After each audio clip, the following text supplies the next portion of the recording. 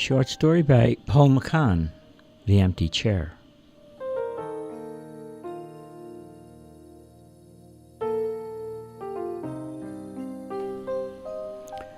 Every month in the country club, the business sector held their board meeting. One month, as it happened, Halloween fell on the same night as the board meeting.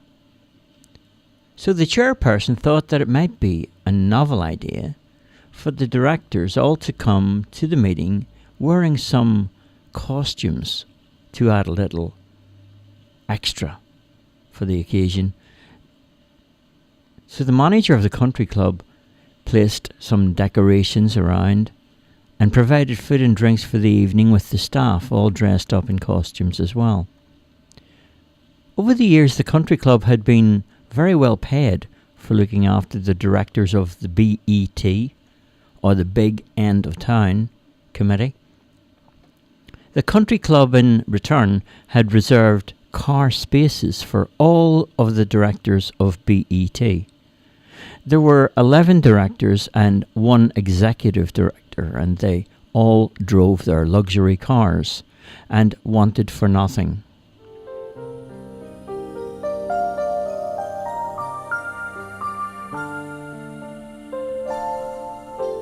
On the night of Halloween, just before the board meeting had begun, a small group of waitresses were placed there at the reception of the country club to welcome all the directors of BET.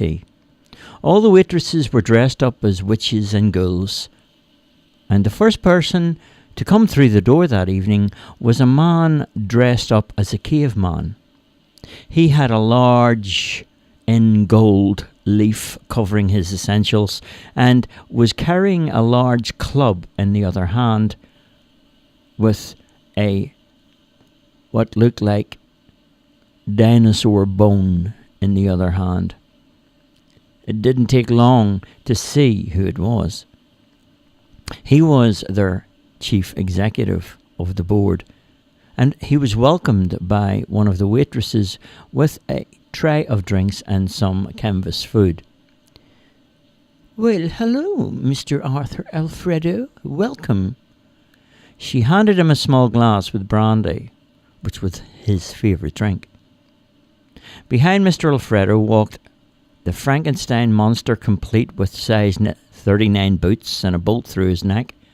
It was impossible to work out who it was, so one of the waitresses approached him with a tray of canvas food and said, "Would you like a drink, Mr. Frankenstein?" Frankenstein replied with a harsh, slurred tone. "Yes, drink," he said, and then he walked into the main bar and ordered a beer. At first the patrons were shocked when they saw who was coming, but then they realised it was some kind of Halloween celebration. So Frankenstein drank down his beer, spilling most of it all over the floor and himself, and then he headed upstairs where the board meeting was being held. One by one, other directors of the club arrived in the car park, and a steady flow of cars pulled into the reserved car spaces. Out from their cars emerged men and women dressed in strange, weird get-ups, a wide selection of characters dressed as nuns and cowboys and judges and nurses, police, and all kinds of costumes. And people made their way inside the club, where drinks were provided as soon as they walked in the door. And slowly they all made their way to the boardroom, where a smorgasbord awaited them at a side table.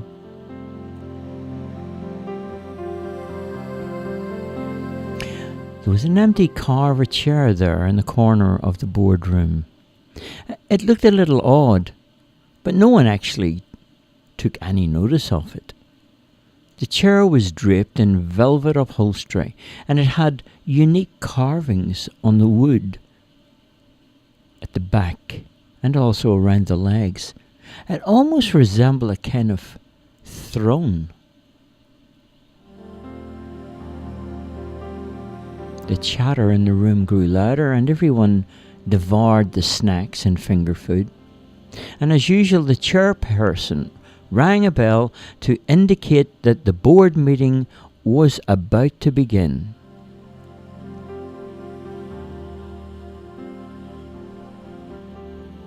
All the directors sat down except for one, who was dressed up as a judge. So the judge walked over to the strange empty chair.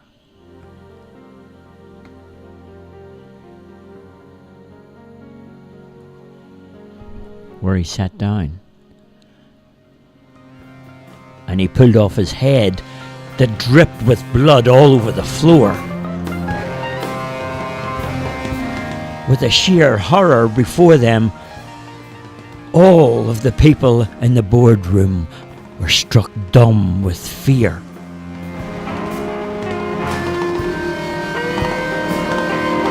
Some tried to scream but couldn't. Their voices had been locked shut.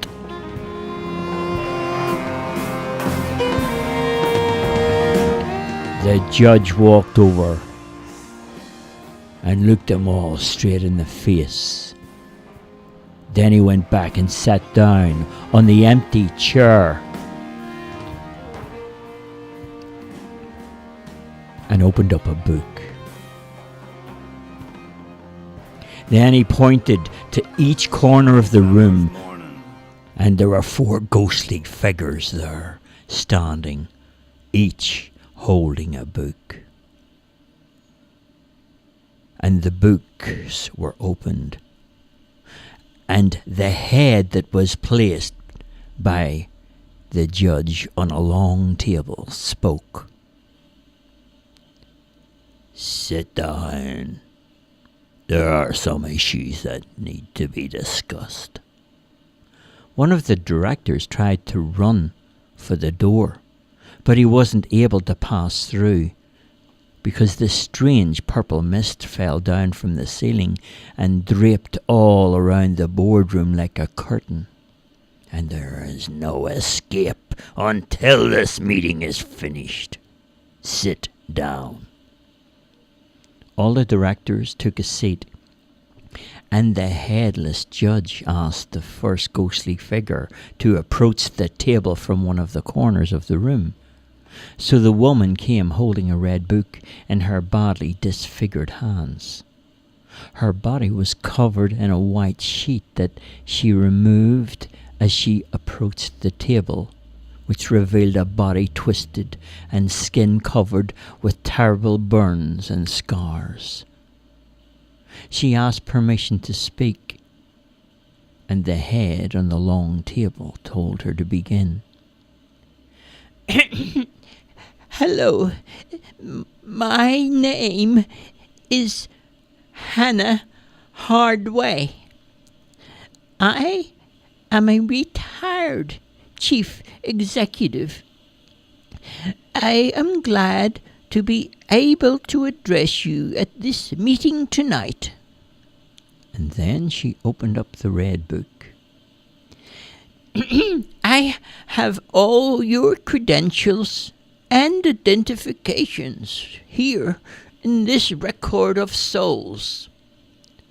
The first item on tonight's agenda is a quick check of all of your names."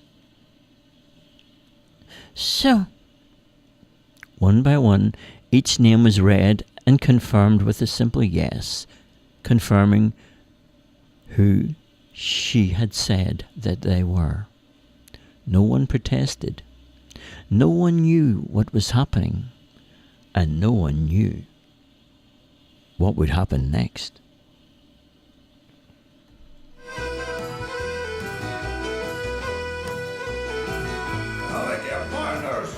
Then the head on the table spoke before Hannah could continue any more business. "I want you to all know the power of speech and the ability to move has been withheld from you until the end of this meeting. Remember." Hannah Hardway then spoke. "I'd like to ask everybody here if you have heard of Hades. No one spoke. Hannah continued. I am from the hot plate of Hades' floor. My reason for coming is to save you the horrible existence I must endure for an eternity. From this day, you must all repay your debts and give back what you owe. If you refuse this warning, your names in this little red book will be entered for an eternity. Your future then will be with me on the hot plates of hell's floor. The head on the table spoke again. Read the charges. Read the charges. One by one, Hannah addressed the dishonest dealings and the business that each director had been involved with after their nominations, and then duly elected members of the board, directors of the board of BET. Then the head of the table spoke. I'm sure you all know we're not here to recount all the sins of your past, but instead to make a fresh start for the future. Hannah Hardaway replied, This is true. The sins of greed and dishonesty have corrupted your souls to a point where your names are now in my little red book. This is your first and last warning. Abide by the law of earth, or else join me on the hot plate of hells for an eternity. She covered her body again with the white sheet and returned to the corner. Sky, cold wind blows as time speeds by. Then the judge in his chair pointed to another corner of the room, and another ghostly figure approached the table with a large black book in his hands. He asked permission to speak, and was told to address the meeting. My name is Bobby Header. Some call me Bob. Others call me Beheader. And I am not a nice person. Thank you, Judge. My business here is not to give you any warning. I am here to collect a soul. I have an order here in this black book. The name I have before me is to accompany me now for punishment in a place so far away, and execution of this order has to be carried out this evening. There is no one or nothing that can be done to save this person. He is to join the damned this very night. Tell us the charge and reveal his name, said the judge at the table. Beheader continued. According to the information here, one of the directors has been offered a contract. Many years ago, he visited and wished for something in his life. He wished for wealth and fame and fortune. This person on this list placed his very soul as collateral. Now it's time to collect the money.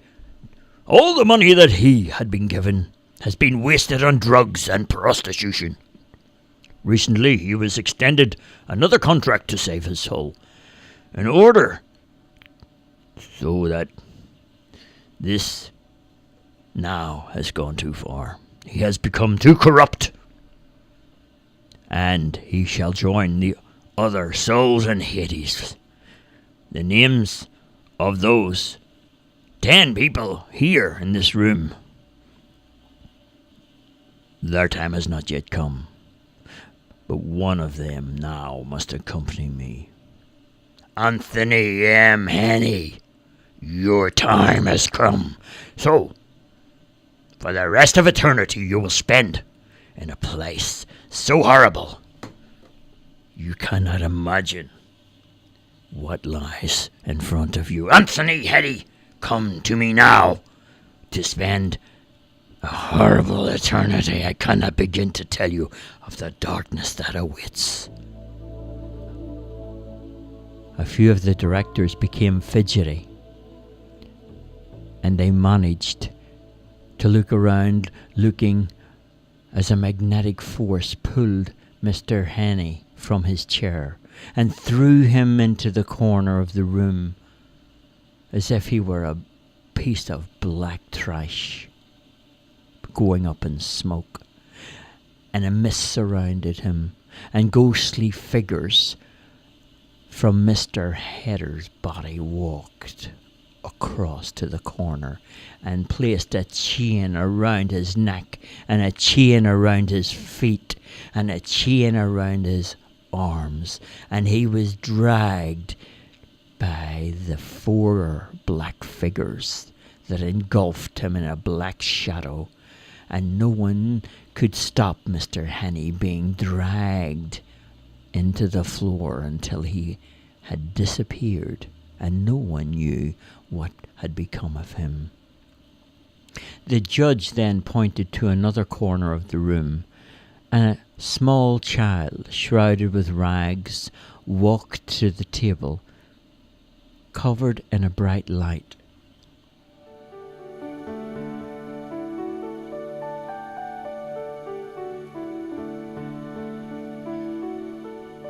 The child asked permission to speak.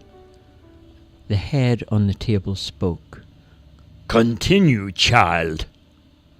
One of the directors present stood up and screamed, but nothing came from his mouth.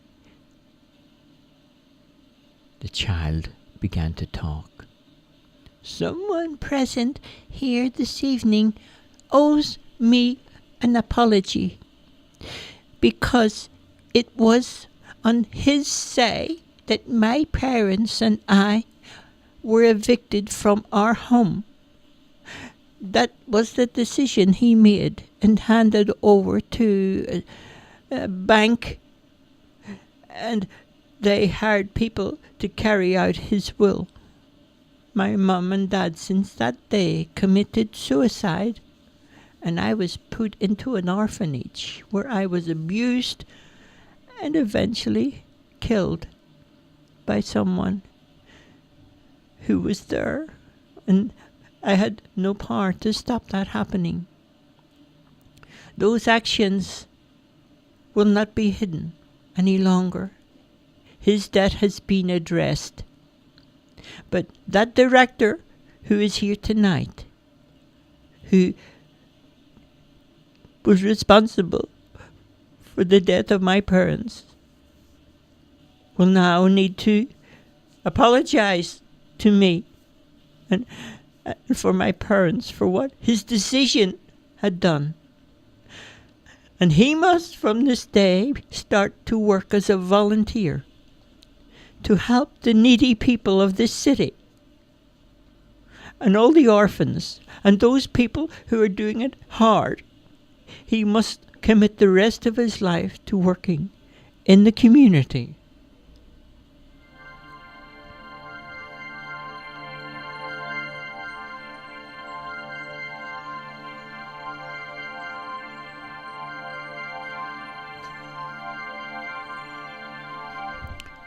The headless judge in the chair pointed to the last corner of the room, where 2 figures joined together by a rope around their neck walked over to the table and stood beside the child. The 2 figures asked permission to speak. The head on the table said, "You may address the meeting." We are the parents of this child. After we lost our jobs, we were driven into poverty. Employers used and abused us as we tried to get out of financial difficulties we were in. Interest rates went up, we couldn't afford the mortgage repayments, and we ran out of options. So we decided to end it all one cold Halloween evening here in this very club where you are tonight. It was the cleaner who found us in the morning, in the staff toilets, hanging together, side by side with the rope around our neck with a note. And we are asking you Mr. Alfredo to apologize.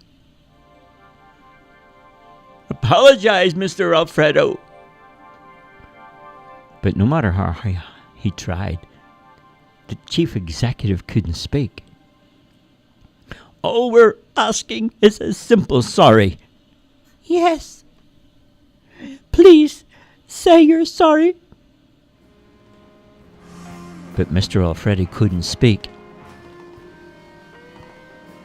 He couldn't utter a sound. Tears fell from his eyes and ran down his face, but he couldn't wipe them away. The head on the table said, "Sometimes it's too late to say sorry." The child and his parents walked back to their corners. The headless judge went over to the table and picked up the head and placed it back on his neck and said, "The meeting has ended.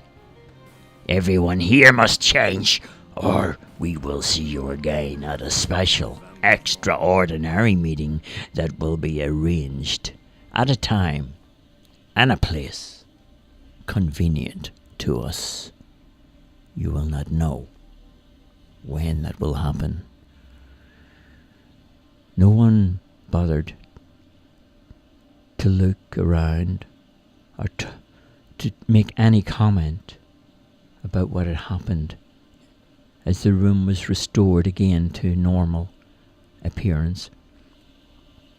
They were all shocked and they were all worried about the future, of what they would do and how they would change. And they feared a special extraordinary meeting that might have been called. So the directors returned to their cars, and then they began immediately to write letters and to make phone calls, for they knew it was their last chance to change. What happened that Halloween evening had made a mark in their lives they would never forget, and they would change for the better. As time moved on, the country club building was demolished and an orphanage had been built in its place, and many new charities were receiving large donations from anonymous sources. New organisations were springing up everywhere that were providing help for community in hardship. There was free medical and free financial support for those who were suffering hardship. So there was something nice now about life in a town where people used to be greedy and glum. And now that was done, and the light shone brightly, and people lived happily in the city. The end.